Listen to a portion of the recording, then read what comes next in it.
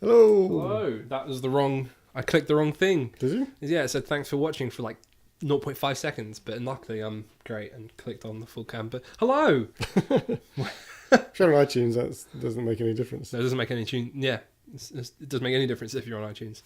So watch it on iTunes. But I'm scared of the mic. Don't be scared of the mic. Love the mic. Let's do this. Not literally. I do when you're not here. You don't want to know what I don't want to know. I really don't. No, you don't. Hello. Oh dear, we've started. And welcome back to another episode of Guys Playing Games with me, Perry. And myself, Ed. Yes, thank you for joining us. It was another exciting Another week. wondrul week in the video game world. Yeah. It was a pretty good week. Yeah, there's been some good news that I'm been some excited good to stuff. talk. There's been a lot of bits and pieces happening, which I'm excited to talk about in a bit. Yeah. But first, how you doing, Ed? First. Yeah, I'm all right. You good? Yeah. Yeah, you had a good week. Yeah. All right. I can't really think. You don't sound convinced, but I'll take your word for it. Yeah, I guess in general it's been okay. Tell me what you've been playing. What have I played? Well, so I'm going to talk about. I mentioned it last week. I said I was going to talk about it this week. Hitman. Hitman, yes. Which I picked up over the festive period. I think it's just before Christmas. They put out they did it episodically. So they decided to go an episodic route for the latest Hitman game.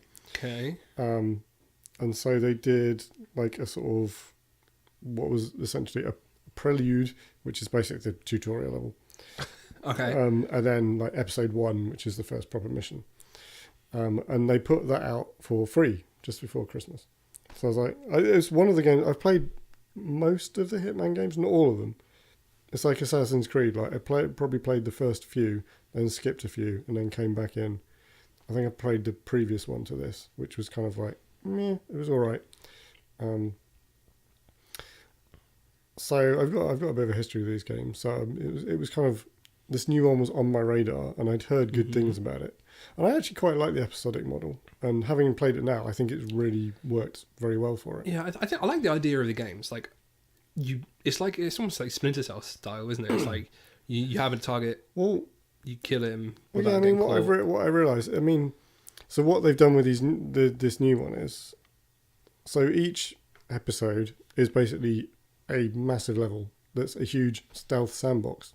Now, you may recognise that phrase because I used it last week when I was talking about Assassin's Creed. Yeah. So I'm noticing a pattern in my own gameplay here. Like I'm quite into my stealth sandbox titles at the moment. This was right down my alley. Random tangent. Have you played Dishonored? I played the first one. I haven't played the second one. Stealth sandboxing, Dishonored 2. That's your jam. Okay. That's the next title you should play. See, Dishonored 1, I really enjoyed it up to a point, and then at some point during, because it's a very linear sort of campaign. Yeah. At some point, I was kind of like, I'm not really sure what happened, but I found myself, I kind of had to force myself to finish it. Yeah. I kind of just wasn't grabbing it. I was like, I want to know what happens and stuff, so I'm going to finish it, but I wasn't out and out enjoying it. Fair enough. But I remember really enjoying the initial part of it, so I'm not quite sure what happened. The number 2 focuses a lot on the stealthiness side of it. Like you benefit a lot more from creeping around and using your shadow form to do all sorts of stuff. Like it's check it out. Anyway, back on to your Hitman stealth game. So each episode is essentially one massive level that is a massive sandbox for you to just play around and do assassiny things, and it gives you this. So far, I think I've had two targets in every mission. I haven't played all the episodes, so after playing like the sort of prologue-y bit, like the tutorial-y bit, which is in itself is like in fact, there's two maps in that one. There's kind of an initial like training thing where it's in this massive warehouse, and they've basically mocked up like a sort of cruise liner yacht thing with like 3 decks and stuff, and it's kind of like a sort of fake boat sort of scenario where you have to go in and kill this dude. And then you're sort of, once you kind of do a few different things in that's your like training, and then there's like a sort of final test, which is a separate mission, which is like I think it's like a Cold War era type setup, and you have to infiltrate this like army base. But again, it's kind of simulation because you're like in the sort of facility of the agency. Sounds interesting. And one of the things that surprised me, like I was aware it was episodic, and like there's these missions where you like, or the sandbox things where you have targets to kill. I didn't realize that there is actually a kind of storyline that runs throughout. Oh, through all of the levels. So before and after each of the kind of episodic mission-y things, there is like cutscenes that play. Like so there is a kind of a storyline that goes throughout it. So after playing like the first main mission, which was the free one, I was like, actually, yeah, I'm really enjoying this. So I kind of was like, yeah, I'll spring for the full thing. I think it was only like 20 quid, so I was like, yeah, it's not bad. I'll get the rest of them. There's like another, I think it's 6 or 7 in total. 6, 7, 8. Well worth the money you put into it. And like the levels are huge. Like they're many and varied, and so the replayability it comes from each of the episodes. Each kind of level has a whole bunch of like little mini challenges and kind of like things to do, and you rank up your sort of mastery for that level. And as you rank up your mastery for that level, it unlocks various other things that you can do in that level. It also unlocks additional equipment. So you have a loadout. When you load into a level, you can go and you can choose like a melee weapon, you can choose like a pistol, you can choose like I think it's 2 different tools that you can take. So you can like either take your fiber wire, which is the like signature Hitman, like the piano wire thing, yeah.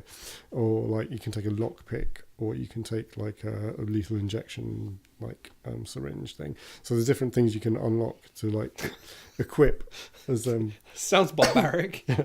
There's actually 3 different poisons you can get in the game. There's one that's just like a sort of mild poison, which will, if you like, you can basically like spike your target's drink and they'll like run to the nearest toilet to throw up, at which point you can then go in and like flush their head down the toilet and kill them.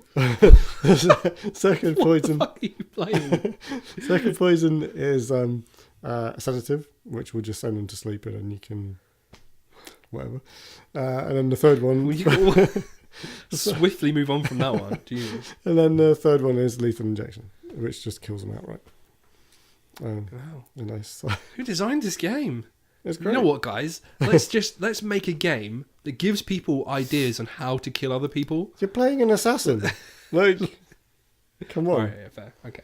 But like one of the fun things, like I say, there's all these like mini challenges for each thing.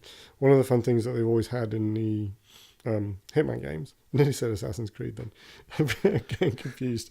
In the Hitman games is they always have loads of different ways of causing accidental deaths, whether that be like dropping chandeliers on people or having like a speaker system explode in their face. Like all sorts of weird and wonderful ways of like doing things. I remember seeing this actually in a Hitman speedrun.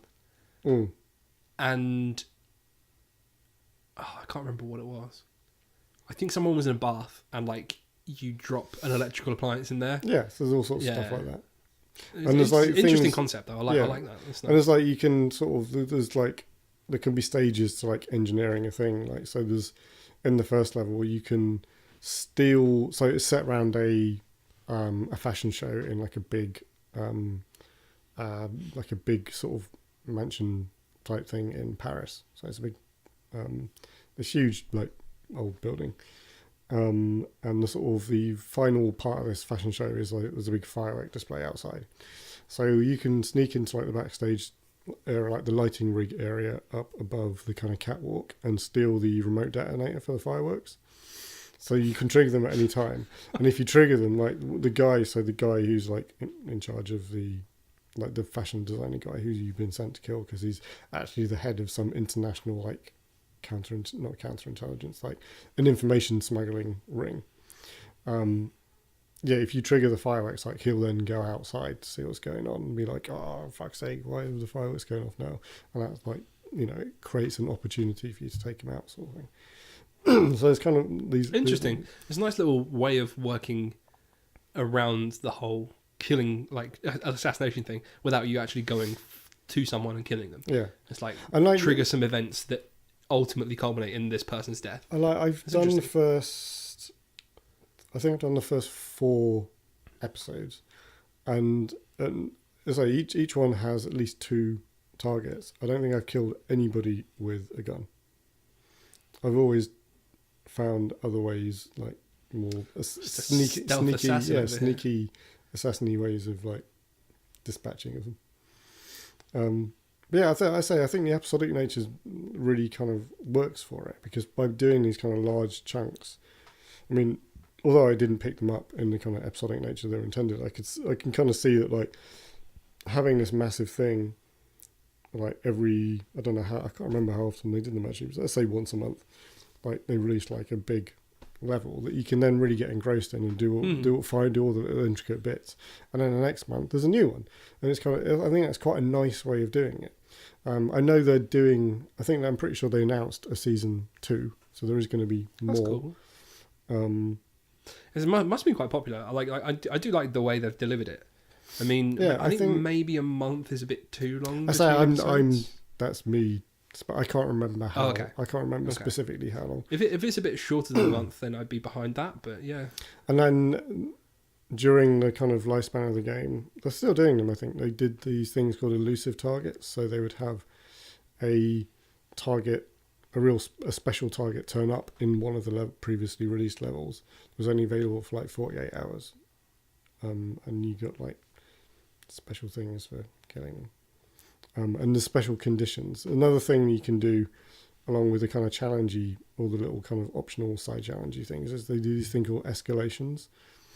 I tried the one on the Paris one. So it tasks you with killing a specific person. It's like another person, not one of the main targets.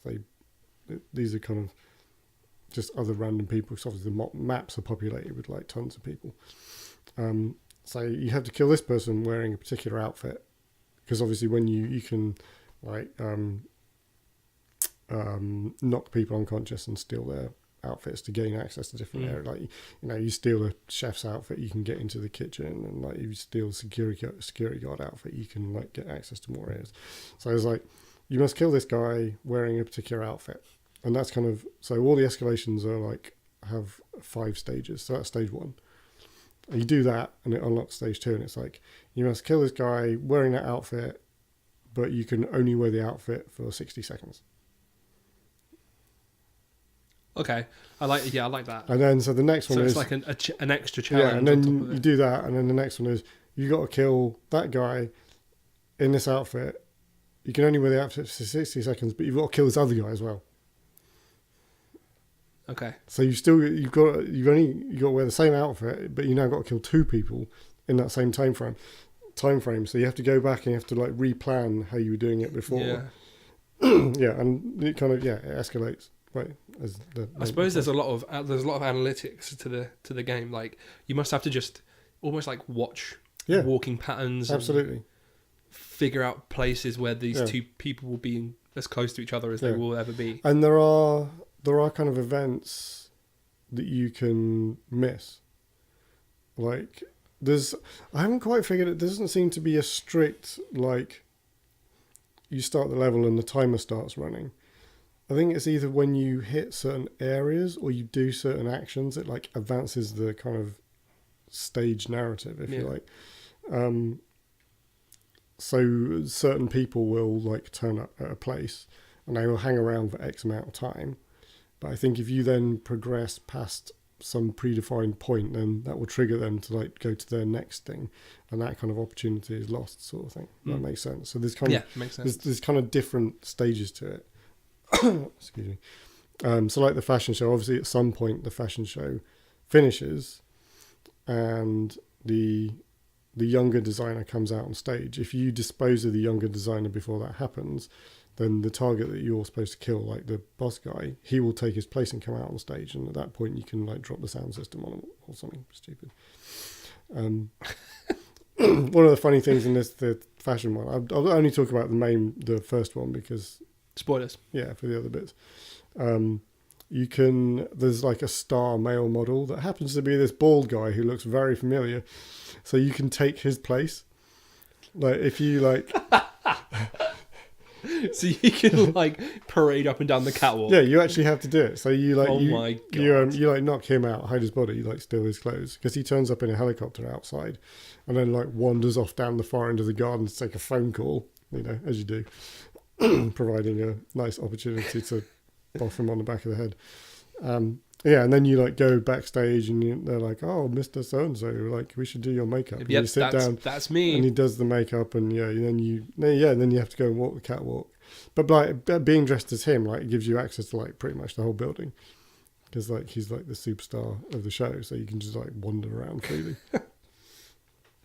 Well, it's a very interesting concept. I mean, Yeah. it does sound amusing. You must be able to do some fun stuff with the and game. like obviously you can just go completely nuts and like do just ridiculous. Kamikaze, kill Yeah, everyone. you can just do ridiculous stuff. I imagine the replayability is quite high, because you're like, how can I kill this person in the most ridiculous way I can think of? It's like make them accidentally drink bleach, or I don't know. Yeah, all sorts of stuff like that. Yeah, That's crazy. It sounds interesting. Yeah. and like they're doing. Have you some, completed it? No, I'm probably about 2/3 of the way through Okay. the missions, I think. And they do some seasonal stuff as well. Like over Christmas, they basically took the Paris one, and it was essentially the same fashion show thing, but they decked everything out with Christmas decorations and Christmas trees.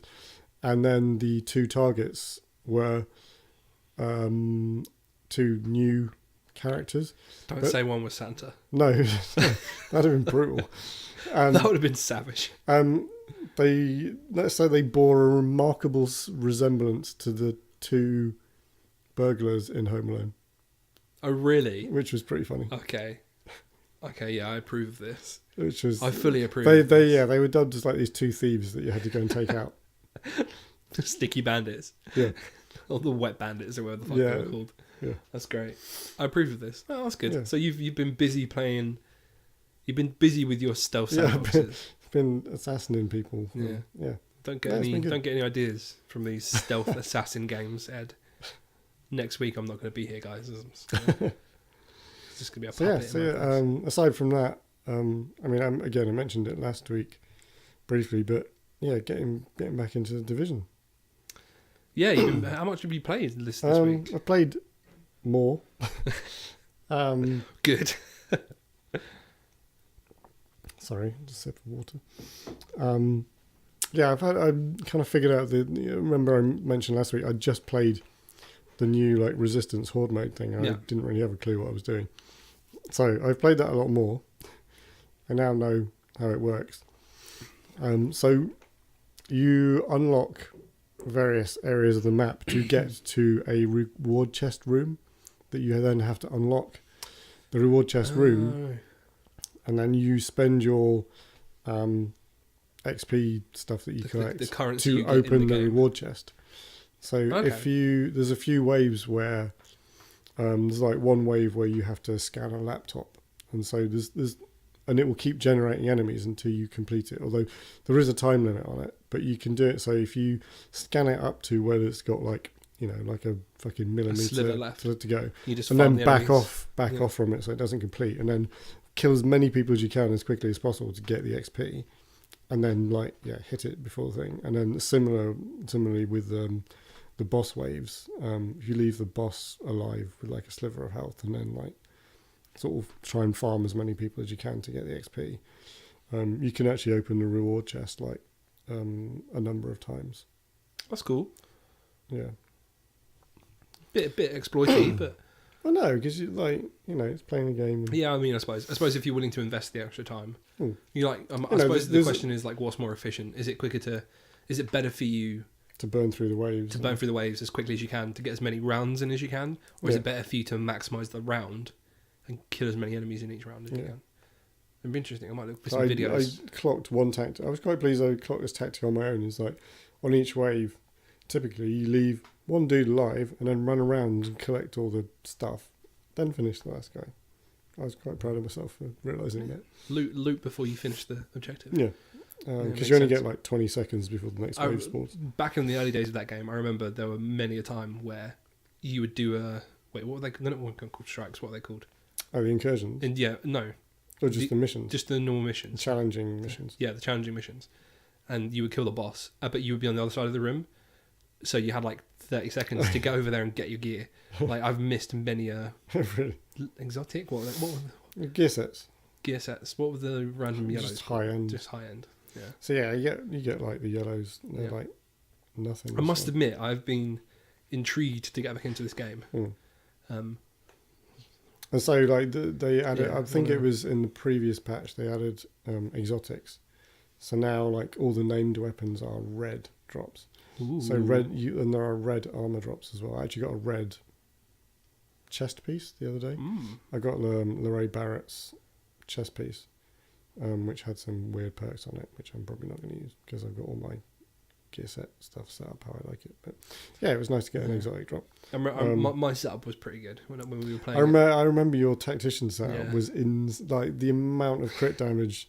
I had like plus 6,000 skill power. So my what was it called? The tactical. Yeah, tacticians or the pulse. The pulse. That was it. Oh, it was like 100% damage increase. Yeah, before they nerfed the damage on it, it was like 110% damage, and the crit chance was like 80%. Yeah, I remember it was constant. It was disgusting. Yeah, it was really good. I remember. Yeah, I do. See, talking about shit like that makes me miss the game. Yeah. Like I do want to get my hands on it again. Well, I'm trying to tempt you around this weekend. Yeah, we'll do it. I mean, we'll definitely do it, but just be prepared for me to play it at yours and then come back here and buy it on PC and never see you again. Well, bring the Xbox home. No, stop it. No, because it's not just an Xbox. I have to renew my gold membership and all this bullshit. Like I can't. I don't want to just renew gold membership for the Division. Like it feels like I don't know. It feels dirty. It was dirty. I've got this fucking killer PC that I can play games on now. Like I can actually play PC games now, Ed. Don't take this away from me. All right, fair enough.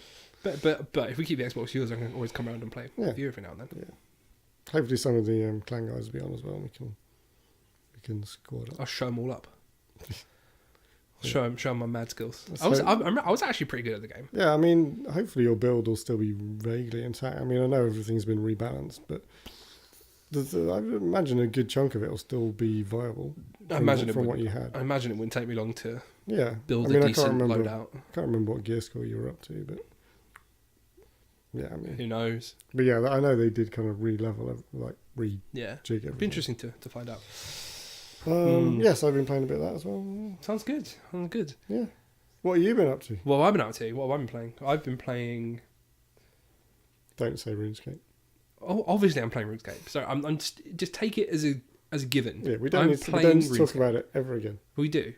I need to tell you that my total level is now 1954, and I'm only 46 levels away from the 2K Total Worlds.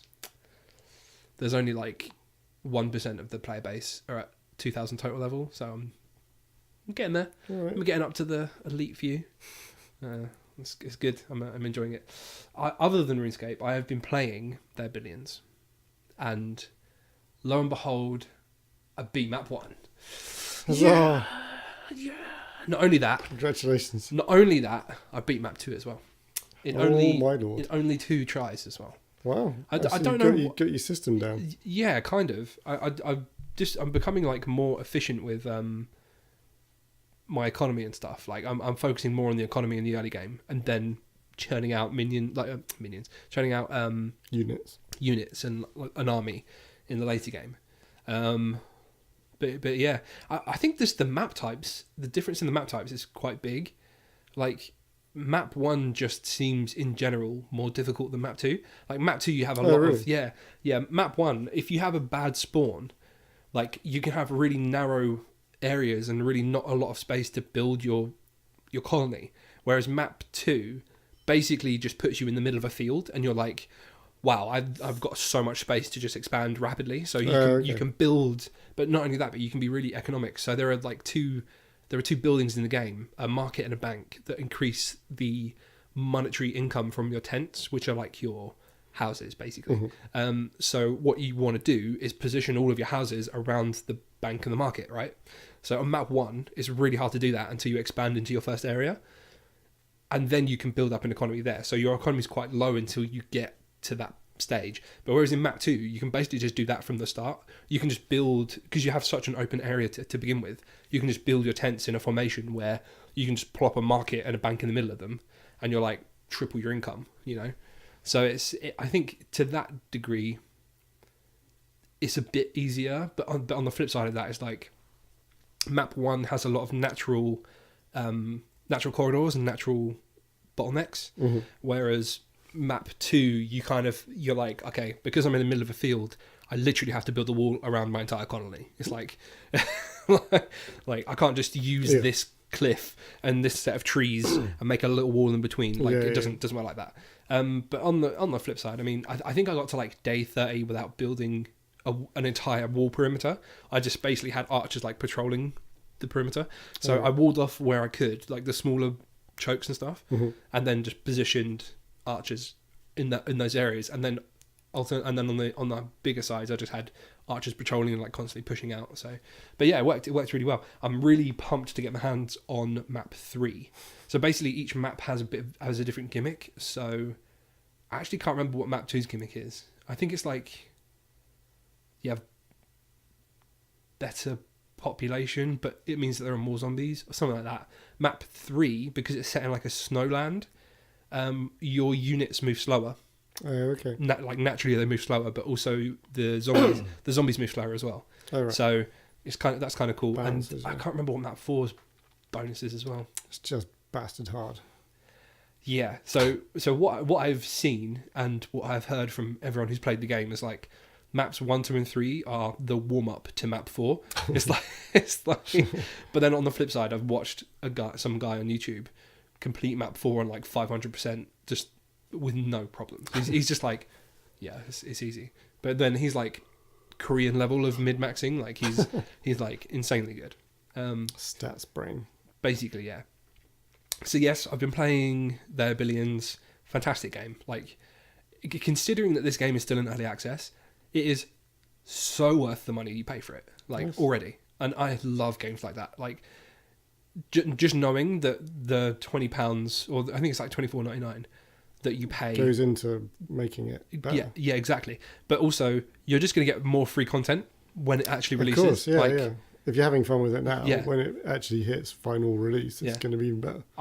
So what I'm going to start challenging myself to do, I'm going to go back and play the other the older maps, but I'm going to do it without pausing. Oh, okay. Yeah, which adds a completely new dynamic to the game, because this game is basically designed for you to pause and then think about what you're doing, and then actually, well, not just think about it, but like do multiple things at once. So you have to control a unit here, and you have to control a group of units here, but you also have to build walls and stuff here. Like, you need to pause to be able to do all that at once. Like, but the thing is, if they introduce co-op mode, they're going to remove the ability to pause. Unless it's no, you say that, but because it's co-op, if one player pauses, there's nothing to say that it can't be paused. It would take one person to pause and then the other person to agree to the pause for it to work. Yeah. But like, otherwise you're just going to be pausing each other's game non-stop, and it's going to be really annoying. But I think the way they'll go about it is remove pause, but say you can have up to 3 players in a map, which would be so sick. Like 3 players. Yeah, I reckon. I see. This is the other question. It's like they'll make it co-op, but it's only going to be 2 people that can play. Why do you think? Or up to 3 or 4, or I don't know. What's making you say 3? The maps are already big enough to have 3 separate colonies. Oh, really? Yeah, the maps are huge. They're really big, and the way they're randomized as well works really well. But yeah, I think I don't know. I just think it would be interesting to have not just 2 people playing co-op, but like having 3 people. Or 3 or 4 or however many, but like yeah. I think overall the map size is going to have to be increased, because if you think about it, like if one person gets 20,000 zombies, 2 people are going to have to get 40,000, 3 people are going to have to get 60,000. Right. Like, so it just means like the map is going to have to be huge. Yeah.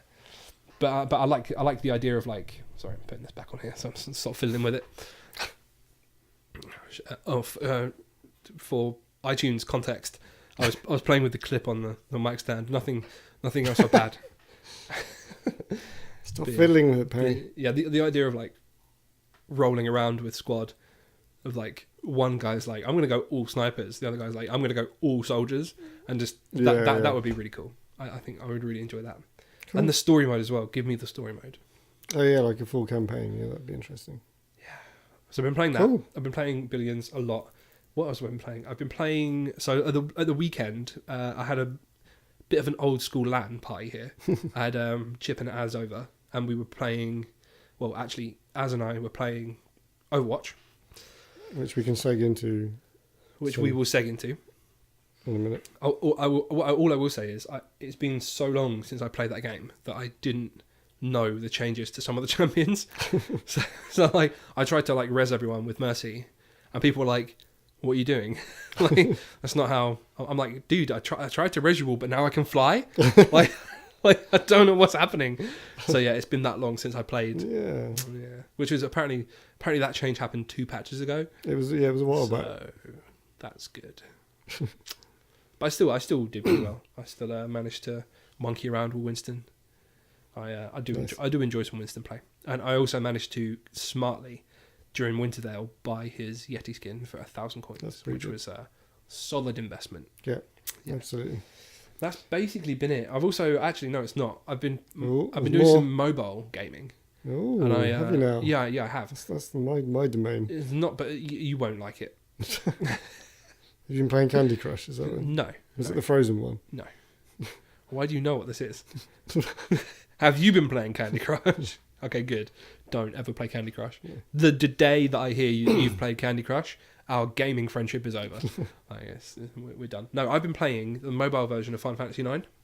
Oh, okay. And it's fucking great. So I owned it on my last phone. And in the process of transferring everything over to my new phone, this came with it, and I didn't really realise until like last week when I was just like, holy shit, I've still got Final Fantasy IX in here. So AGDQ just happened, and for people who don't know, that's Awesome Games. Awesome Games Done Quick, yes. It's a charity speedrunning event that raises money for... Does it rotate, or is it fixed? I can't remember. It's like the Beat Cancer Fund, something like that. Basically, it's a charity. Yeah, basically this fund funds different cancer research facilities and units and stuff like that. They managed to raise $2,300,000 dollars. $2,300,000. That's pretty awesome. It's pretty nuts. Yeah, that's amazing. It's absolutely insane. Like, they've got some really big partners, like the Yeti, the t-shirt company, that donated like £200,000 to them. Wow! Just off of the proceeds that they made through sales, like during the speedrun event, which is nuts, which is really good. So kudos to them. Good job, really good job. I'm really looking forward to SGDQ, which is Summer Games Done Quick, which is between June and July.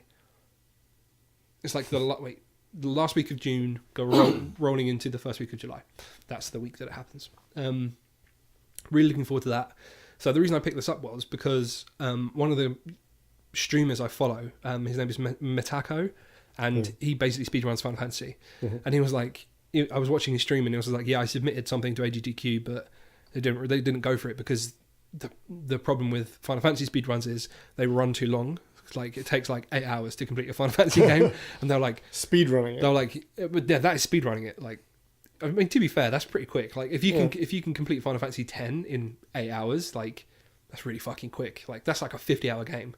Like, you're just like beelining it through the linear section, which is really impressive. So I picked the game because he was playing Final Fantasy 9. So I picked it up and was like, yeah, I'm gonna start a new save file, blah blah blah. And all I have done is play Tetramaster, which is the card game.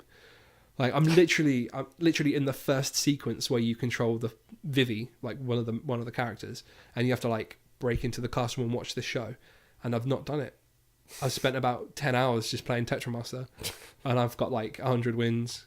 Like, because I'm like most of the time when I'm playing it, I'm like on the tube or like on the bus. Yeah. So I'm like, I'll just get a few games of Tetramaster in. Like, nice. Yeah. So playing the game within the game. I'm playing. Yeah. It's like Gwent and Witcher all over again. It's nuts. Or like so with Final Fantasy X, I played Blitzball. Like, I had a save file on my PS4, my PS2 back in the day that had 100 hours of Blitzball. Yeah. It was nuts. Like I literally Wow. maxed out all my characters. I played so much fucking Blitzball. It was the best minigame. It was so good. Like if they made like an actual Blitzball game, I would buy it. 100%. Square. You might be the only person. That's No, a problem. don't lie. No, that's true. I probably would be.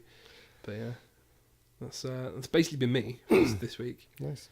So Bit you of mentioned PC gaming, bit of mobile gaming. Yeah, you mentioned Overwatch. Yeah, Overwatch. Overwatch League started. Overwatch League started. So this is the news section of the podcast. Yeah, Welcome kind of. to the news. Ding.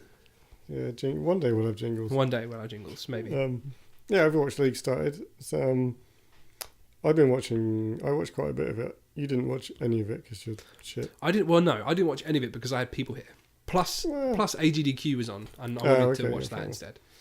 It's done very well. They had a lot of people watching. The production value is insane. Yeah, it's amazing. I mean, with the amount of money they're throwing at this, like a monster to me.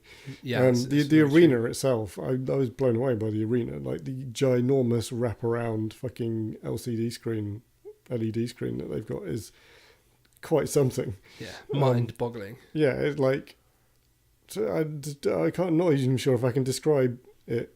So if you imagine a typical esports event where you've got the two teams on the stage, so the entire wall behind them, floor to ceiling, is an LED screen, but it then wraps around the sides of the arena part way. It like curves round the side. Have you not seen this? I've not, no.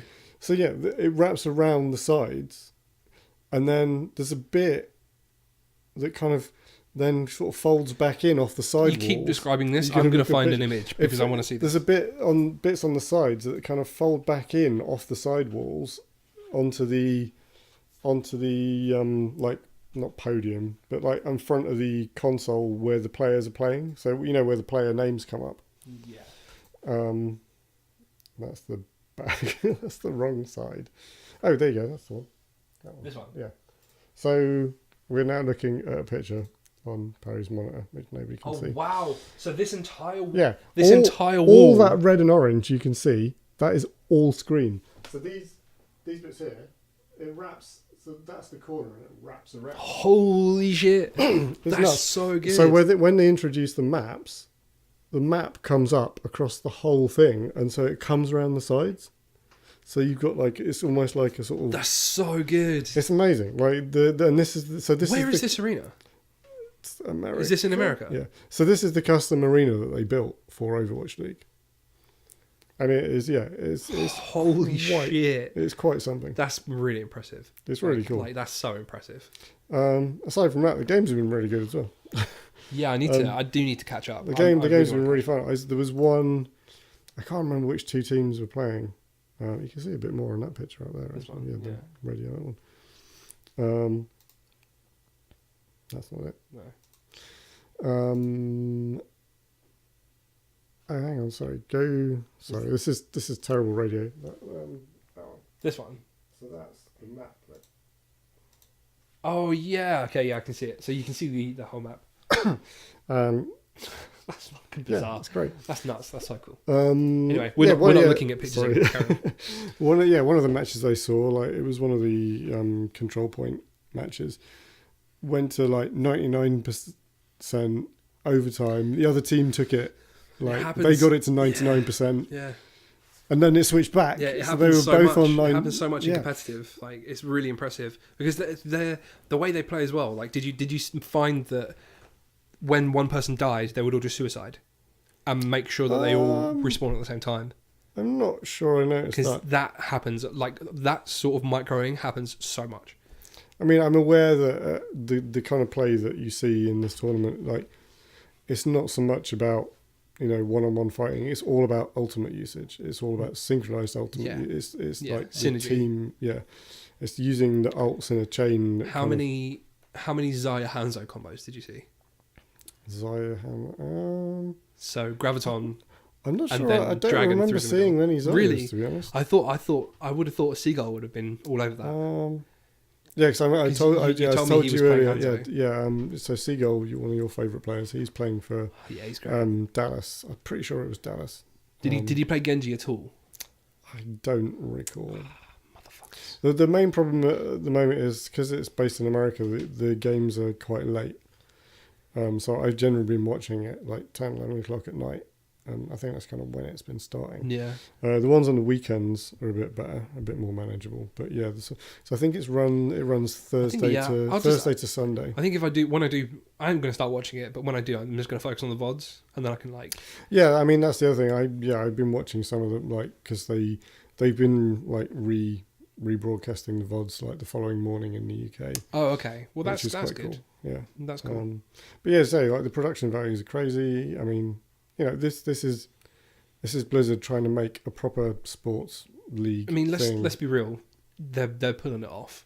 Yeah, like it's not amateur hour. In fact, you talk. I'm just going to pull up. That's a lot of head face, right in the camera. Fine, we're on iTunes. If you're watching this on iTunes, if you're listening to this on iTunes, you can just go and watch up to 41 minutes 20 or like 41:19, and you'll see a lot of Ed face. You should do that. So just getting the viewing figures. So more than 10 million unique viewers in the 4 days last week, with 437,000 concurrent viewers at any one point. That was the opening match. So yeah, they're pulling in some viewers. So it's going in the right way. I mean, it's still early days. I'm really happy. I'm really happy with the way they pulled this off, because like the biggest problem they foresaw was like that Overwatch wasn't league friendly, and the reason is because you in this game that's basically designed around microtransactions that unlock rad and cool skins for your champion. Like, you would have this meta where you would have two teams fighting against each other, and you just wouldn't know who was playing who. Like, yeah. But I think from what I've seen from like the spectator mode and the way the casters actually can follow certain champions, like they actually do a really good job of it. One thing I've noticed, there's particular champions that they favour. So if someone's playing Farah, they will often spectate her, because quite often she's high above the map, looking down. At the whole map. So you've got quite a nice kind of angle, viewing angle, which makes a lot of sense. Why not do that? But I really like, a lot of the stuff they put in place for this. Like, all the teams have their own skins. Like, they've gone to town with like the sort of teams, logos, colours.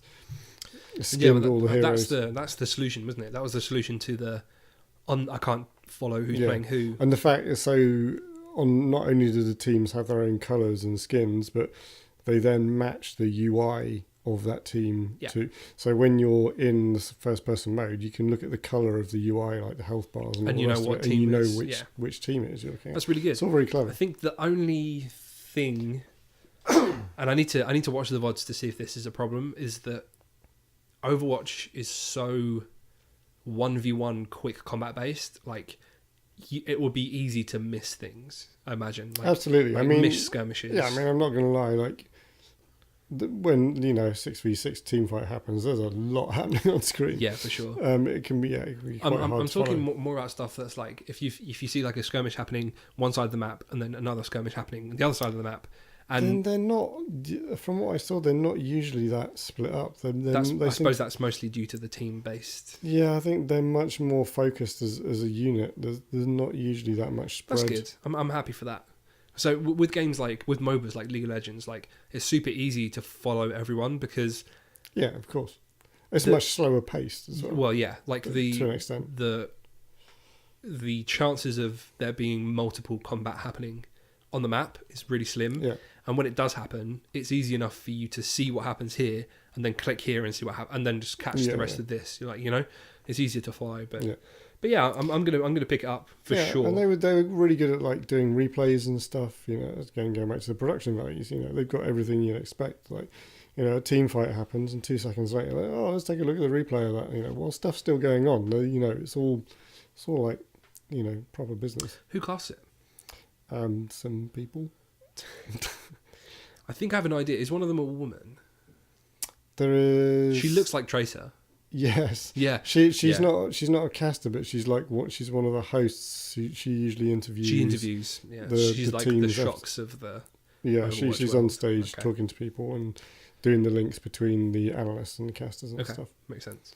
I think I want to say her name's Zoe someone. Yeah, makes sense. I remember watching her at Worlds. Yeah, and she was at BlizzCon. I remember she was at BlizzCon. I think she's like part of the development team, or she's Possibly, part of, or like possibly. probably like the esports team or something. But yeah, she's been. I've definitely seen her doing other stuff. I'm curious to see if any of the big league casters have jumped over the fence. Yeah, I mean, I wouldn't know I'll have to. any of those. I'll have to take a look when I watch it. So yeah, That's Overwatch. Yeah. Lots of stuff happening there, and of course, Blizzard World. The Blizzard World map comes out next week. Comes out next week. It's exciting. Yeah, that'd be cool. It looks like a fun map. It'd be interesting to see how quickly that turns up in the tournament, if at all, in the league rather.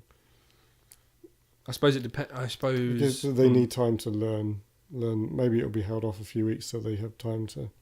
If it works the same way LCS does, so LCS doesn't get the latest patch until 4 weeks after it's been out. Oh, I see. And it basically gives the teams time to sort of get up to speed with the changes and stuff. Yeah. So if it's something like that, I'd be happy with that. That'd be fine. Like, it depends what comes with this patch. If it's just the map or if there are actual champion changes. I think it's just a map release. Maybe they'll just chuck it in. I mean, but you still have to learn the map, yeah, right? Like, there's tactics. Yeah, true. I mean, one of the things I didn't realise that I've learned from this is, you know, when I'm just fucking solo queuing in the, like, noob ranks that I play in, you know, somebody fires a junk rat, you know, they'll drive it around the map and it'll explode. You watch the pros doing it, they're going up walls, they always go really high and then drop it on. Yeah, it's super impressive. Yeah, it's really cool. The way they you're just like, yeah, I'm just going to drive this down the road like it's a car. Just drive around the corner. Like, yeah. But no, yeah, you can drive it up the walls. On ceilings. There's all sorts of like little holes in the scenery where you can like drop it down on. Yeah, it's been quite interesting. I watched one Junkrat, Kings Row. You know the yeah. There's a specific place. I'm thinking of the one. Did you ever see the video of the furrow that drops under the map and then boosts back up the other side? No. Yeah, it's fucking dumb. It's like it's the spawn point. I don't think you can do it anymore.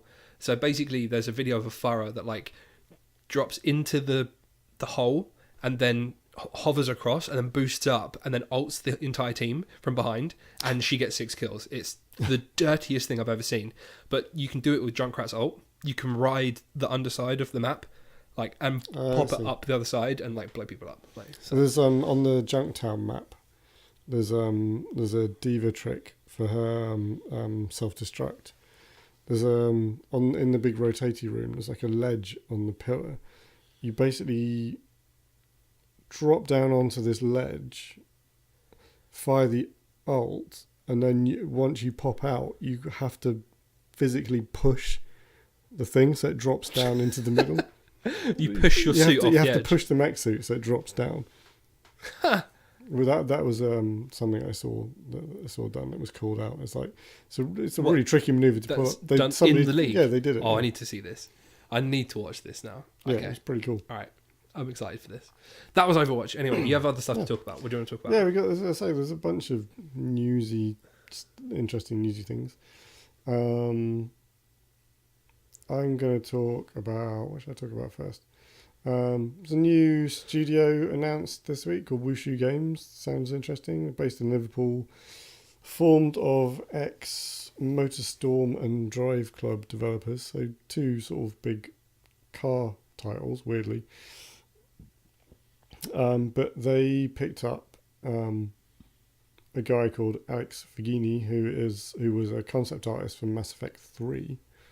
And apparently they are working on a new sci-fi game. Ooh. They claim to have come up with some sort of unique or refreshing take on the sci-fi genre that they're quite excited about. So I think it could be one to watch. If honestly, anything that doesn't come out of EA, I want to get my hands on. Yeah.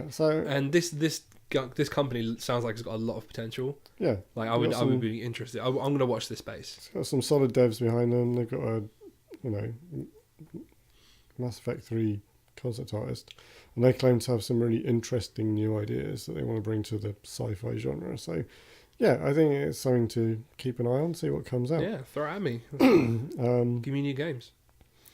Another thing that there's been a few reports of rumours this week that this is quite an odd one. So Playground Games, who are behind the Forza Horizon stuff, which, you know, Forza Horizon 3 is probably the best racing game, one of the best racing games. Like, I think you can. But certainly on this gen, You can safely say ever. Come on. I mean, some, you know, people would argue. I mean, it's the more arcadey, like sister brother of the Forza series, Forza Motorsport series, let's say. So Forza Motorsport's the simulation one with all your fine tuning, whereas Forza Horizon is the arcadey cousin, Yeah. relative, Okay. Fair. family analogy. What's your point? Yeah, but yeah, Forza Horizon 3, awesome game, like, you know, amazing. In fact, Forza Horizon 3's just had its Xbox One X patch this week. I haven't tried it yet, but apparently it looks. I mean, it already looked phenomenal, so it's like I can't imagine how much better it looks now. Okay, so yeah, the developers are apparently working on an RPG, and a lot of people have been saying that they think it's Fable 4, which is intriguing. So Microsoft own the IP. So This is confusing. yeah, so obviously Lionhead shut down, but I think Microsoft owned The IP Fable, for Fable. yeah. Yeah, so a lot of people have speculated, or there's been rumour that they are in fact working on Fable 4. Even if they're not, if it's not Fable 4, they are working on an RPG. So whatever it turns out to be is going to be interesting. It's going to be interesting and fun and good. But if it's Fable 4, I am well up for that because I love the Fable games. Even the third one, which some people didn't like I so like much. the third one. Yeah, I like the third one. Yeah. I thought it was interesting. I mean, yeah. So yeah, if there's a Fable 4 on the cards, yeah, I'm all up for that. And Microsoft needs some exclusives, so I hope it is. yeah, okay. I mean, yeah, I'm about it. Give me new titles always. What else we got? There's two hospital simulation games. Now that might not sound. You might have missed out on the joy that was Theme Hospital back in the day. I know. I would remember Theme All Hospital. right, well, so yeah, so don't turn your nose up at it. Theme Hospital, Theme Park World. Theme Hospital was amazing. Well, actually, Theme Park World is a completely different type of game. That was to horrendous. Theme Hospital. Yeah. Well, I'm thinking, what's the? Well, it's the same developer. Oh, is it Roller Coaster Tycoon? No, Theme Park. It's just called Theme Park. Yeah. That was it. Okay. Yeah, by Bullfrog back in the day. Yeah. Pete Molyneux's old crew. Theme. I put a lot of time into Theme Hospital. It was an amazing game. There are two sort of, let's call them spiritual successors. One was announced last November and is called Project Hospital by a team called Oxymoron Games. Now, I've looked at that one. It looks like more of a straight simulation. It looks a lot more straight-laced. Okay. It's got a kind of similar aesthetic. It's the isometric, you know, drawing rooms out, blah, blah, blah. But it's not full of stupid diseases and all the fun stuff. Stupid diseases. Well, Theme Hospitals, you know, bloaty head and all, you know, the invisibility and, you know, all the stupid things that people come in. Whereas this other new one, which was just announced this week, it's called 2 Point Hospital, from the studio 2 Point Games, which is a new studio. But it has two of the original developers from Theme Hospital working on it. So already... give me it. Yeah. They say it's going to hit Steam later this year. The video, like, you watch it and it is like looking at, you know, a 2018 version of Theme Hospital. Like, it's not just updated graphics, but the same thing. There's no bloaty head, but in the teaser video, there's a guy. One of the conditions is you have people walking around that have giant light bulbs for heads, and it's lightheadedness. It's just amazing. So So yeah, it's already winning. So basically, we're going to buy this on Steam. Yeah. And we're going to play it. It's going to be great. That's what's going to happen, isn't it? It looks great. It does. And It does sound really good. If you look at the video, all the screenshots that they put out, it is basically thinking from like radiators in corridors, like to the receptionist's desks, the same like little angled bit. Nice. It's exactly the same. It's just an updated version, basically. Yeah, I'm okay with this. Yeah, which is what but we the want. thing is, this is exactly what the fans want. Yeah, like they just exactly. want a new theme park. Yeah, the theme hospital. Yeah, people have been wanting this for like ages. Yeah, like nearly what? 20 years, probably. It's got to be something like that. So, oh yeah. Yeah, wow. it probably really is. Wow. That's a fucking awful thought. Anyway, moving swiftly on from that one. Jesus. Going back to my the last thing I want to mention is Ubisoft finally kind of laid out their timeline for the Assassin's Creed DLC. Hooray! And kind of give a bit more detail about what's happening. So there was a patch for Assassin's Creed earlier this week, which kind of added a new thing to the map. I haven't logged in, taken a look at it yet, but it kind of shows the 2 new regions that they're going to add. Mm-hmm. So Sinai is the region that's coming, new region that's coming with the expansion that comes out next week. It's called the Hidden Ones, and it's where you go and apparently it's set like 10 years later after the campaign or something. Okay. It's like the whole what? whole heap of time. Okay. Makes sense, right? Like, I'm not going to say who you're fighting because that's kind of a vague spoiler for how the campaign in the main game turns out. I mean, I would love to play Assassin's Creed Origins, but chances are it's not going to happen. Well, unless I play around yours or something. People listening. True. Yeah. Okay. No spoilers. It's going to take the level cap up from 40 to 45, so there's a mini increase. Sorry, I seem to be bleeding from my arm. What have you done? I don't know. What's going on? I think it's like your actual elbow. I'm not sure what's going on. We'll sort that out later. We'll fix you after we finish Bleeding. the podcast. What was I talking about? Bleed out in my room, please. Yeah, there's a 5 level increase. Yes. So caps up to 45. Yeah. It's at 23rd January, which is next Tuesday. So that's good, nice and soon. Wow, yeah, that was really soon. I've heard there was somebody in the comments on Eurogamer saying that they'd heard that it was 7 hours campaign, which if it's true is amazing.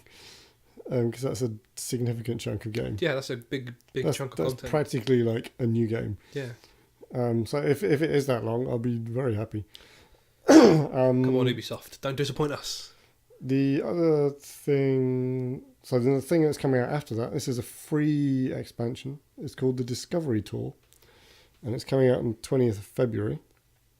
And this is, they've talked about it before. This is like an educational museum inspired tour of Egypt. So it's a non-combat, free roaming, narrated, like historian narrated tour of Egypt. So you can visit the different locations and they give you historical information about the location. I'm intrigued as to quite how they're going to present it in the game. Hey man, I am all for learning in video games. Yeah, no, I think it sounds really cool. Because it's just like a giant middle finger to all of my teachers in the world that have ever been like, you'll never learn anything from games. You know what, Mr. Van Geet? Fuck you. I learn everything from games. Everything. Explains a lot.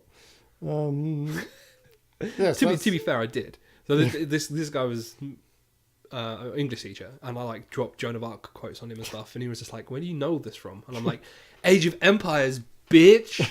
like, nice. Age of Empires, learning about Genghis Khan and Joan of Arc. What?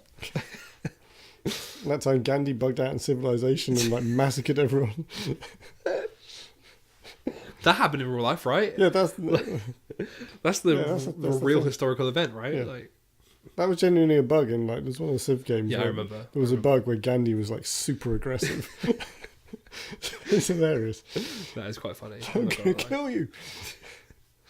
Burn you to the ground. All right, chill, Gandhi. Silliness. Gandhi, mate.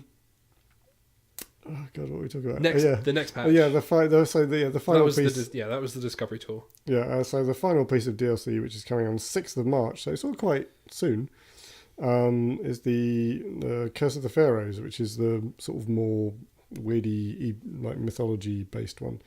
That's in a new area called Valley of Kings, and that's going to jump from 45 to 55. So, hopefully that's like that's even going to be bigger content. Yeah, package. so they've got some serious stuff coming. You know what? If they meet their what they've said, that's genuinely great. Like, good for them.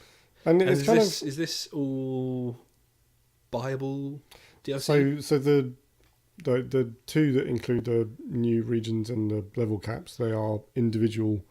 There's a season pass for both, or they're individually purchasables. Okay. The Discovery Tour thing is just a free add-on. Okay.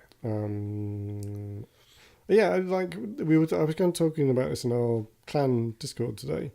We're saying actually, kind of Ubisoft are kind of knocking it out of the park at the moment. You've got they need to keep on this. Assassin's Creed, which is doing really good. The DLC looks really good. The game is amazing. They've continually kind of pumped Division along. I've been happy for them to completely retool the game, and like 2 years later, it's actually where it needs to be. Which, it's unfortunate, but like the whole of the last year, well, good for them. Like there was no paid content patches last year. It was all free. So they've kind of supported it and allowed Massive to completely retool the game basically. I'm really curious if we're going to see a Division 2 at E3 this year. I don't think we will. Yeah. And now I say this because I don't think it'll be Division 2. I think it'll be a Division expansion that brings back the player base to show people what they've done. Yeah, if they did some sort of like a Taken King expansion, something like Destiny. that. Yeah, something like that. See, now what I really want from Division 2 is London.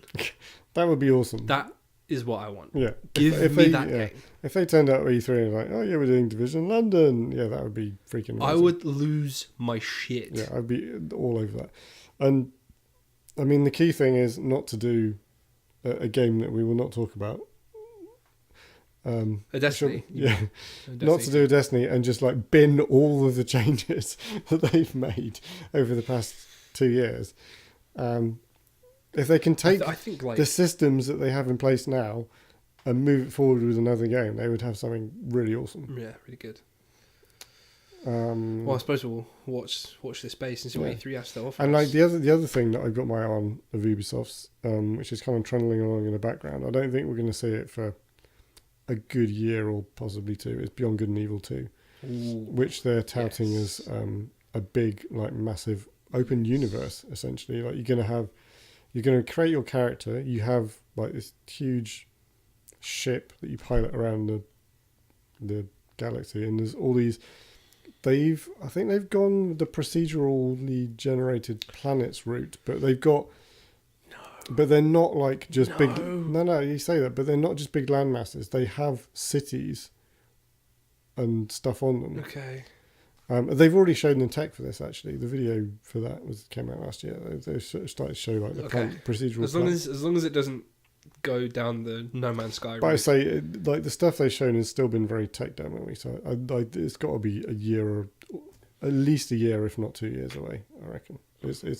But yeah. I mean, again, Ubisoft are backing it. I mean, it's a risky project. So, but yeah, I'm liking what they're doing.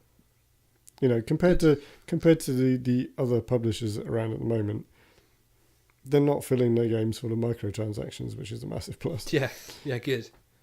They're like Assassin's Creed Division, microtransactions are in there. I don't think I even noticed them in Assassin's Creed. They're mentioned near the beginning. They give you like a bunch of free premium currency. It's like, you can spend this in the shop. Aside from that, the store is like a tab in the menu that you will never need to look at. And that's the way it should be. Yep. You can go in there and you can buy some fancy armor and stuff that's just cosmetic and whatever. Or you could buy like a crafting materials bundle just to give you a boost of stuff if you want to. But it's absolutely not needed. And it's completely optional and is not shoved in your face. Good. Good. Is there pay to win in the Division?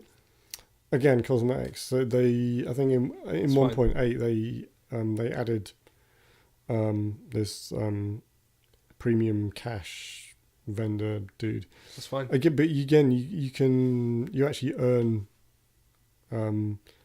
the I think there's cipher keys to get the caches in game. Like you get cipher key parts. They seem to drop quite regularly. Once you get 10, they automatically merge into a key, and you get a crate. Well, again, like you can buy. Obviously, you can buy real world things, but again, it's all weapon skins, backpack skins, and like the cosmetic, the outfits and stuff.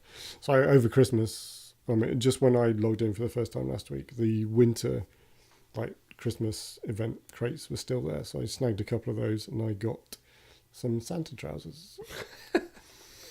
Excellent. Yeah, good. Great. Okay. Well, yeah. I suppose anything else you want to cover on the news front?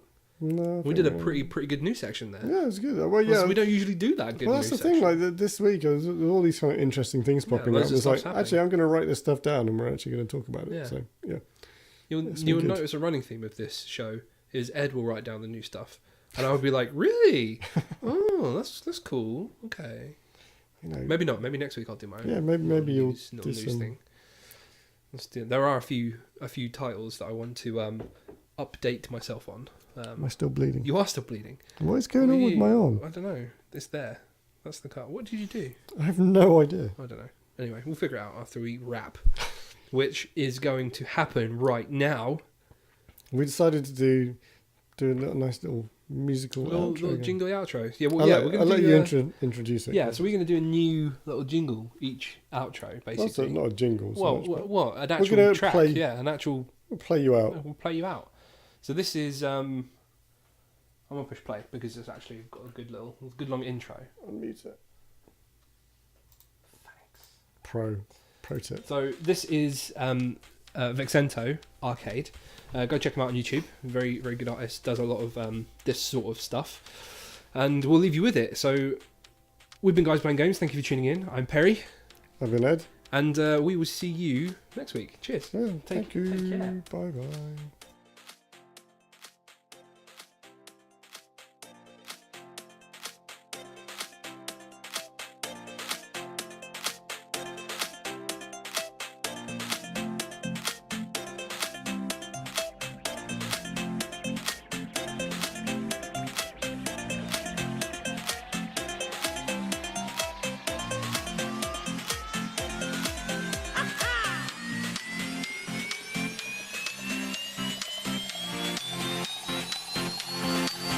Let's go.